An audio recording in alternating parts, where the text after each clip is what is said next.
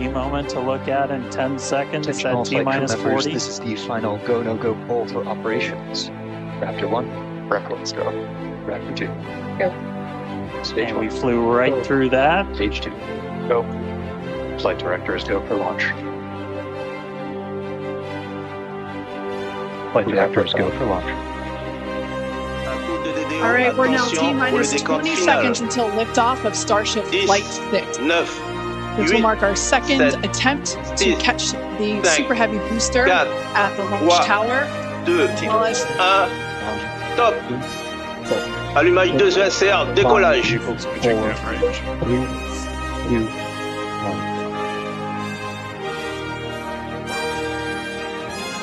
Max Q. Ship engine startup. Stage separation. Booster respect burn. Autovian 0, 30 seconds till catch decision. Confirm 30 seconds to make that decision. 10 seconds till catch decision. Hot stage separation confirmed. Flight directors go for booster return. Operator go vote is set true. We are go for catch. Go for coming in hot. And we have a go for auto sequence start. Discovery's onboard computers have primary control of all the vehicle's critical functions. T minus 17 seconds and counting. 15, 12, 11, 10, I can't wait for us to hear the sonic 8, 7, Sure, 6, start, 2, 1, booster ignition, and liftoff of the Space Shuttle Discovery, returning to the space station, paving the way for future missions beyond.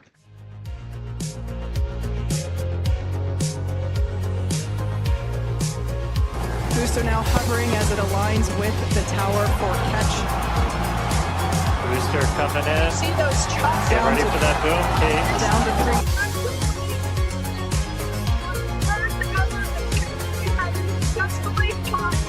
Super Heavy booster.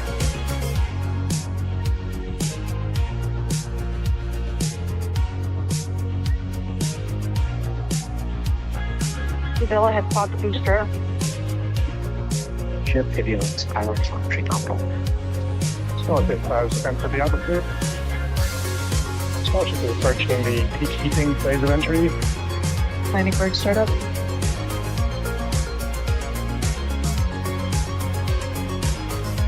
Starship is on target.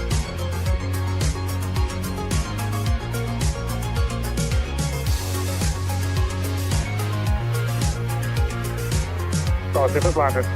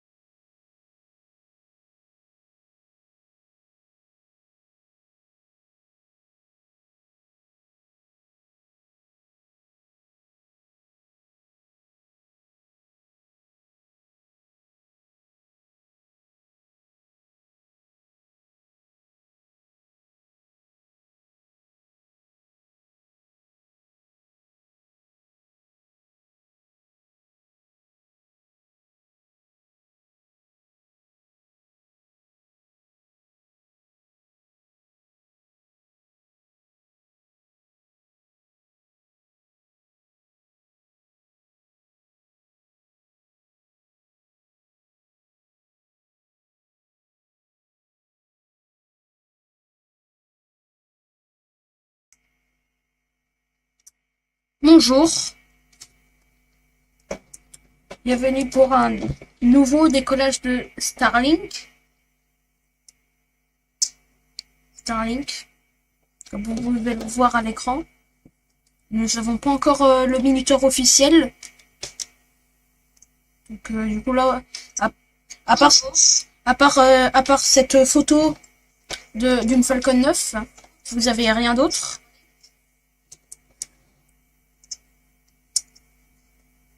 Il est actuellement en métropole.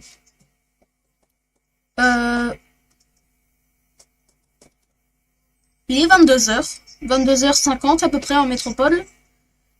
Le live de SpaceX commence à 58. Je pense pas qu'il y en a beaucoup qui sont levés en ce moment. Moi, je suis encore levé vu que je n'habite pas en France. Enfin, pas en métropole. La Terre qui se trouve en Europe.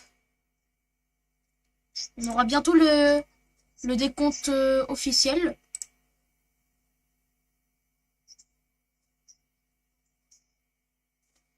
Il reste à peu près 15 minutes avant le décollage. Donc là, j'ai un problème avec les titres, les textes, vu qu'elles ne veulent pas s'afficher.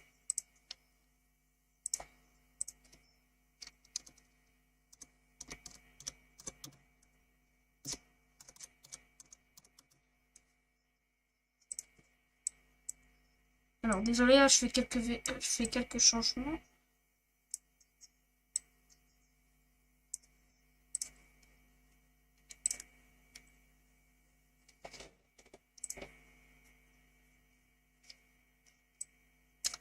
Alors, je vais vous dire un truc.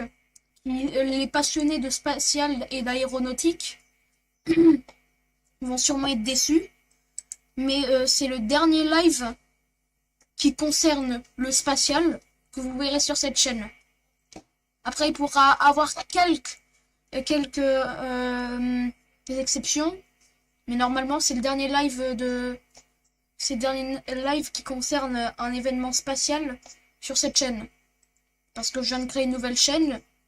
Ouais, là vous allez dire, ouais mais SR là, pourquoi tu nous fais un... Qu'est-ce que tu nous fais là? J'ai créé une nouvelle chaîne. Une chaîne qui s'appelle Space Ravageau. Et dessus, je partage que tout ce qui est espace. Rien d'autre. Donc, si vous aimez tout ce qui est aéronautique, spatial, trucs comme ça, vous serez au bon endroit.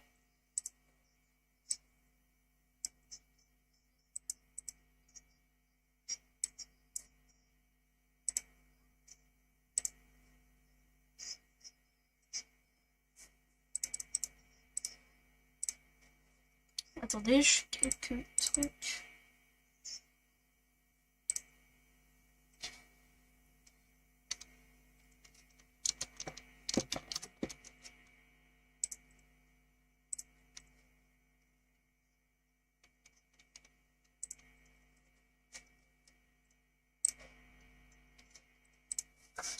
Attendez, là j'ai quelques problèmes.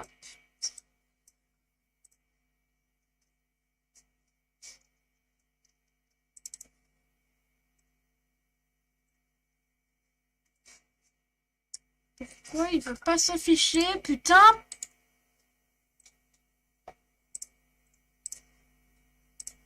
Désolé.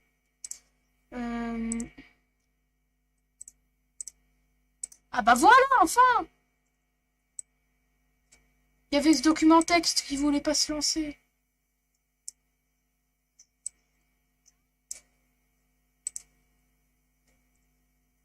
Attends, on va le stopper quelques secondes. Faut juste que je revoie le timer officiel.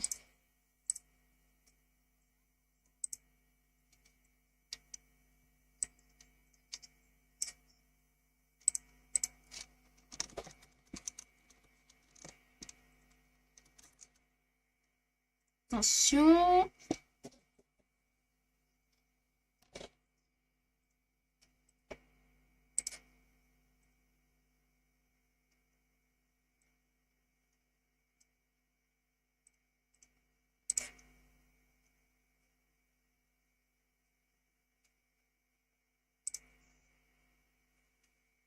Voilà. Le timer est lancé, il reste 11 minutes. Donc normalement c'est censé être le dernier live que vous verrez qui concerne le spatial.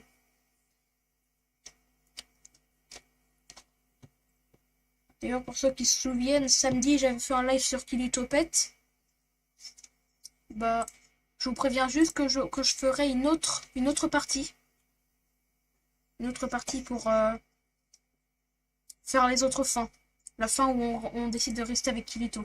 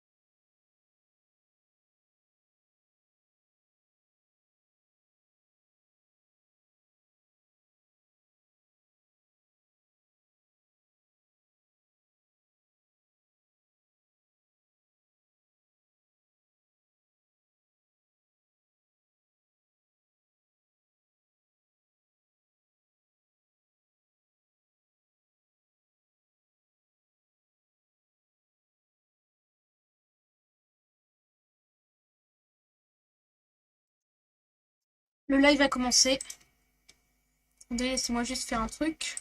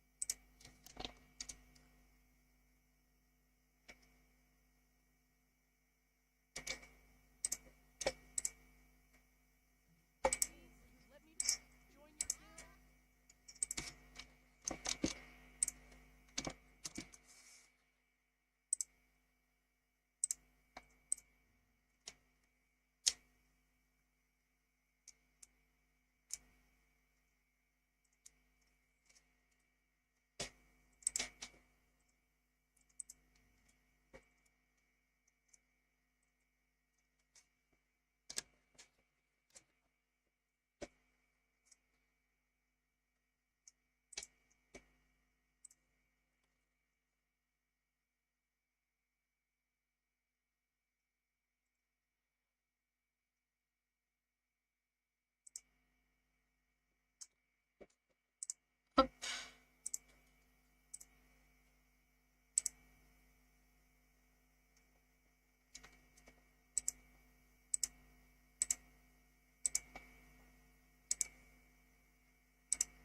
Il reste 3 minutes.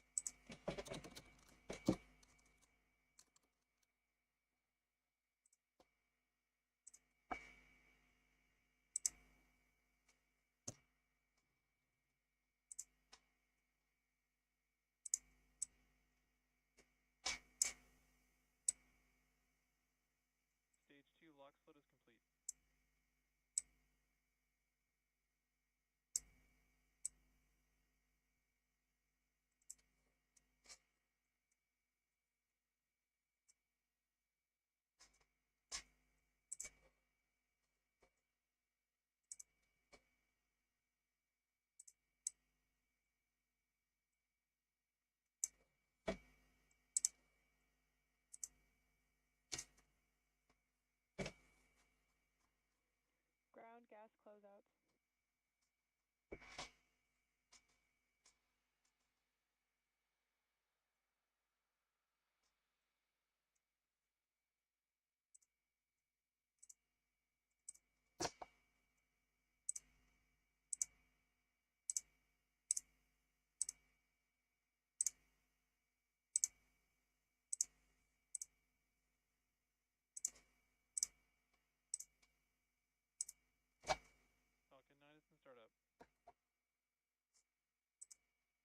Startup.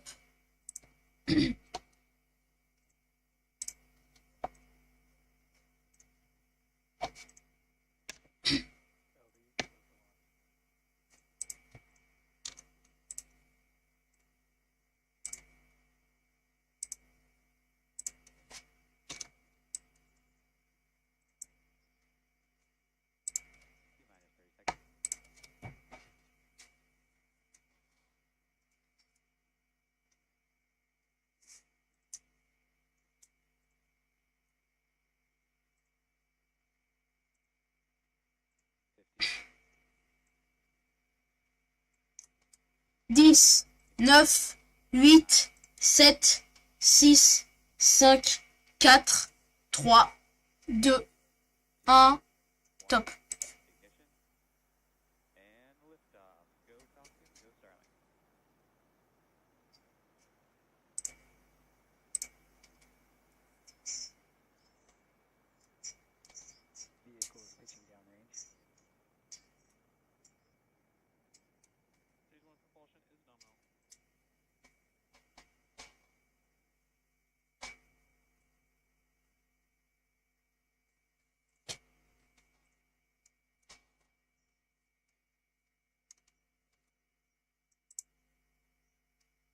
Attendez. J'ai oublié de mettre le son pour l'audio de mon bureau. Donc là, vous avez la vue du premier étage. Maintenant, vous aurez le max Q. Max Q qui veut dire Falcon 9 is supersonic. Qui veut dire maximum dynamic pressure, qui est le moment où il y a le plus de force G exercée sur la fusée. Je leur dis encore.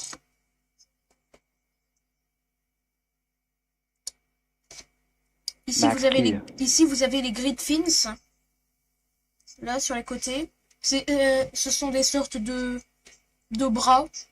Des sortes de bras mécaniques qui permettent, grâce à leur forme de nid d'abeille, qui permettent de contrôler la chute. D'ailleurs, sur la Starship, contrairement à la version Falcon 9, les grid fins sont déployables. Mais sur la version Starship, les grid fins ne sont pas déployables, ils sont déjà déployés durant tout le vol.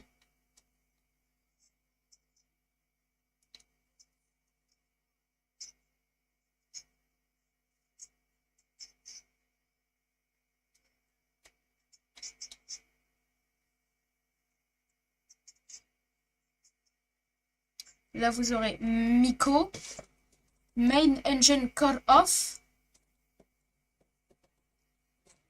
Donc, extinction du moteur principal. Le moteur principal, c'est bien évidemment les moteurs Merlin du booster. Là, vous avez les vues de l'interstage. Et là, vous avez la séparation.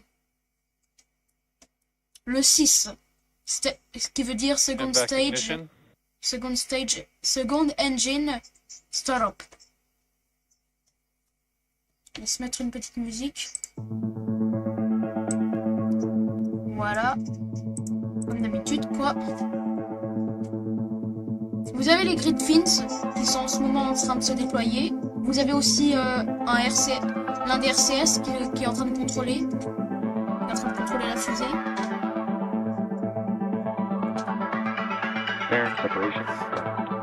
Là, il y a la séparation de la coiffe. Avec tous les starlink à l'intérieur. La belle coiffe qui se sépare. Là, vous avez des sortes de bouchons. C'est normal, en fait, vous inquiétez pas, c'est des sortes de bouchons qui sont mis sur la fusée. Alors, non, je me suis trompée. Ça, c'est au décollage que les bouchons s'enlèvent. Ça, c'était plutôt des cristaux. Quand les RCS rejettent. Je sais pas, il me semble que c'est un liquide ou un truc comme ça, mais en tout cas, ça gèle. Et ça fait des cristaux. Ces cristaux sont à cause de la vitesse, sont enlevés.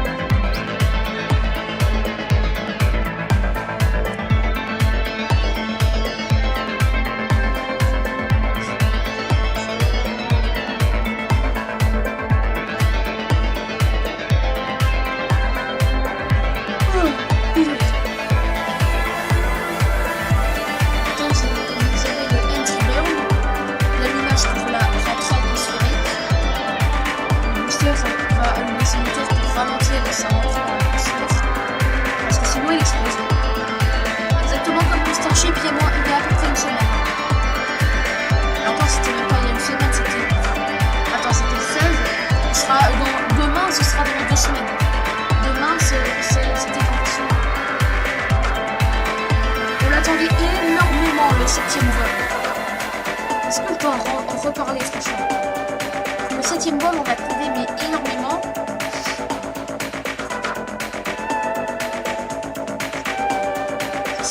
Et la Starship explose. Je comprends pas. Nous venons de passer les 100 km. Sauf. Le booster va bientôt. Là, est en train de se positionner pour le contre-burn.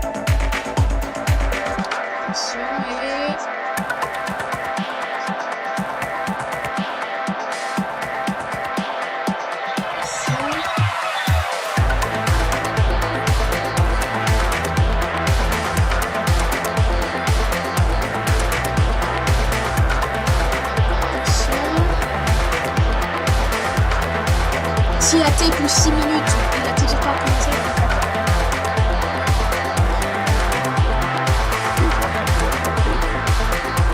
T plus 6 minutes, entry burn. Voilà, entry burn. Bien, le booster vient d'allumer ses moteurs pour ralentir sa chute sur l'atmosphère. Et du coup éviter qu'il meure. Exactement comme le Starship il y a 2 semaines. J'ai pas vraiment envie de reparler de ça. J'étais déçu. Sinon, le booster, lorsqu'il a été rattrapé par la tour, franchement, c'est incroyable. D'ailleurs, comme je l'ai dit sur le live, exactement comme je l'ai dit dans le live du septembre du Starship, j'avais dit que exactement comme je l'avais dit dans le live du septembre du Starship, j'avais dit que c'était incroyable et qu'en fait j'avais coupé mon micro juste pour aller gueuler, tellement c'est incroyable. En vrai, vu qu'ils ont réussi dans le vol 5, je ne pensais pas qu'ils allaient réussir durant le vol 7, vu que durant le vol 6, la tour n'avait pas répondu, du coup, ils ont été obligés de faire atterrir le booster dans l'océan. Et pour le vol 7, vu que le rattrapage n'a été fait qu'une seule fois, on peut se dire que ça a été seulement de la chance et que du coup, ça ne pourrait pas revenir et que du coup, soit la tour ne répond pas comme le vol 6, soit la booster s'écrase sur la tour. Ça aurait été le pire scénario.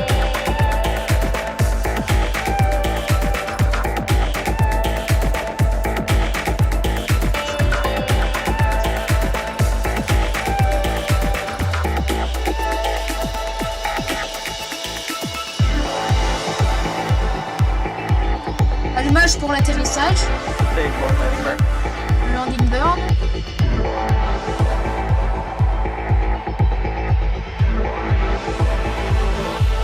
Là vous voyez, là il y a la barge qui se trouve dans l'océan. Le booster est en train de ralentir. Là on a les vues de la barge. Ici.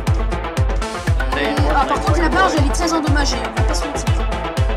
Et on a le booster qui atterrit.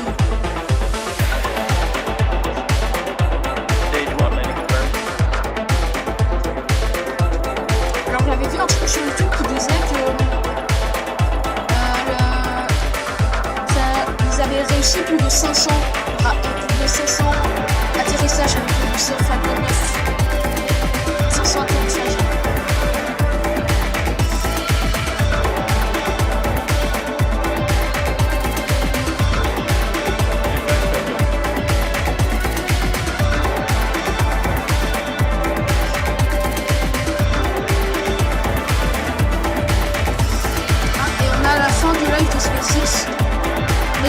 Mais comme à part pour des événements super incroyables, comme par exemple le décollage du Starship, en tout cas par exemple des vols inaugurales ou des trucs comme ça, des grosses fusées, pas des fusées qui décollent régulièrement, mais si jamais il y a des décollages vraiment importants, franchement je ferai un live sur ma chaîne. Mais là, c'est le dernier live de Starlink que vous pourrez voir sur cette chaîne. Sinon, ils devraient tous être sur. Sinon, ils devraient tous être sur Space Ravageau. D'ailleurs, j'ai oublié de le faire, mais je vais mettre la chaîne de Space Ravageau dans la description. Attendez.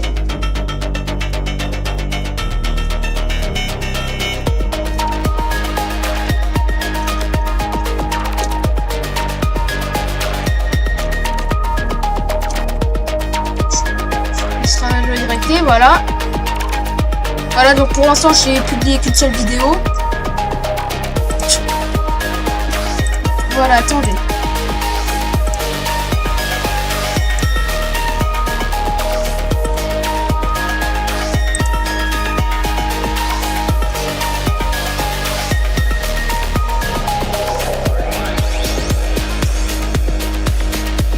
Voilà, ma chaîne Espace.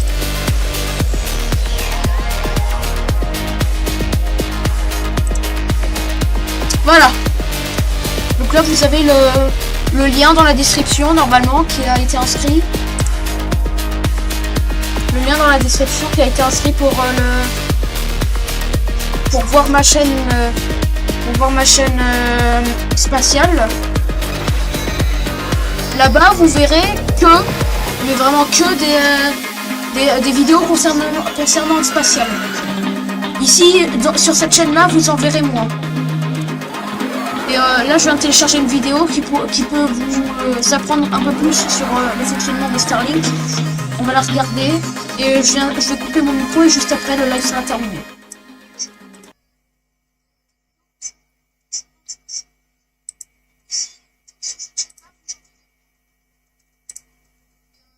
Source média.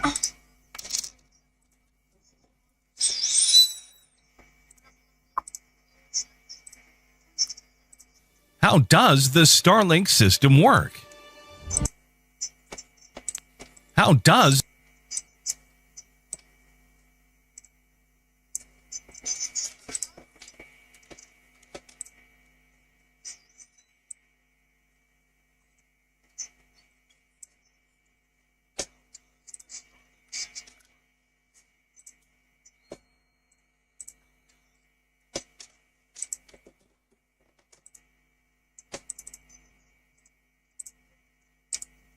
Et attendez, je fais juste un truc. Oui.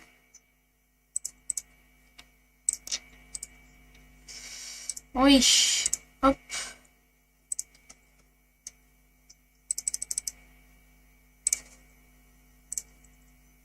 Sauce.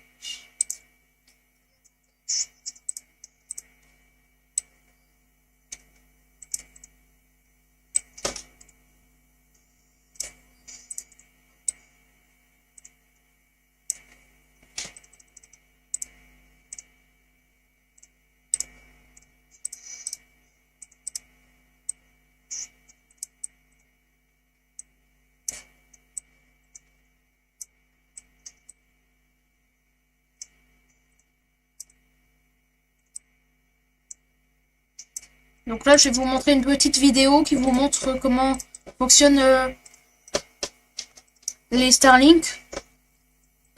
Je vais couper mon micro et après, le live sera terminé. Je vous montre cette vidéo exprès parce que c'est le dernier live concernant Starlink que je ferai sur cette chaîne. Voilà. Abonnez-vous. Et voilà. Au revoir. How does the Starlink system work? Today we live in the era of the internet. The internet has changed the way we live and interact with each other. It has brought education, entertainment, comfort, and even democracy.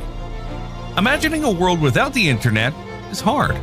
We're able to make this video and get it to our favorite subscribers only because of the internet.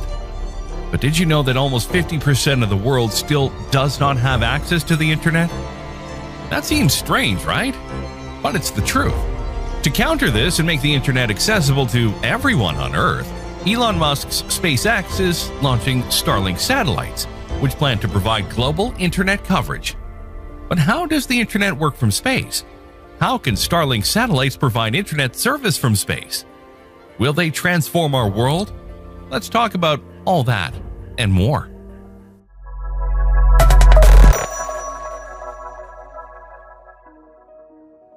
Starlink is a global initiative by SpaceX to create a global broadband network by using a constellation of low Earth orbit (LEO) satellites to provide high-speed internet services.